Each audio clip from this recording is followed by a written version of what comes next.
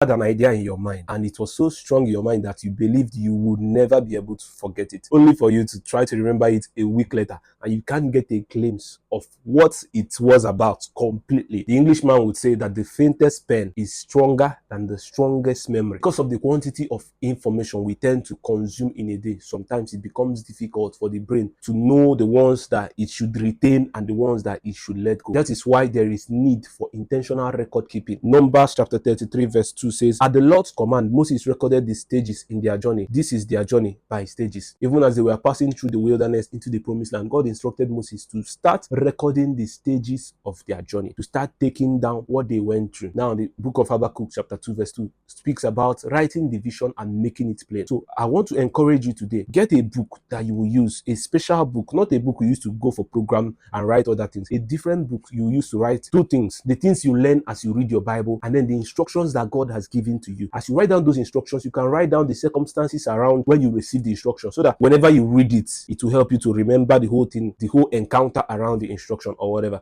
But let me paint this picture properly for you. If you are speaking with a subordinate, a younger brother, a younger sibling, or somebody that just came to get advice from you, and all of a sudden the person picks a pen and a paper and starts to write down what you are saying, what will happen to you? The floodgates will open. You will start saying the ones you are supposed to say, the ones you are not supposed to say, the ones you did not even plan to say. You will say all of them that day, because the person has communicated to you that what you are saying is very important to me and I don't want to forget it. That is how it is when God speaks to us and we write it down. We have this special book to write down the things God is saying to us. We are telling him with our action that you are important to me and the things you are saying to me are important to me and I wouldn't want to forget them. So as God instructed Moses to write down the stages of their journey, God is instructing you today, bring out a special book for your communion with God, for your interaction with God, so that in years to come, over a period of time, you can monitor your progress, you can gauge your progress, you can check the consistency of the instructions that God is giving to you. If you have started to record those instructions, you may even notice that what God told you this year, he has said it 3 years ago, but you wouldn't know because you did not record it. So, but if you had recorded it, you bring out your jotter for the 3 years ago and maybe 5, you see that God has said the same thing 5 years ago, 3 years ago, and he's saying it this year.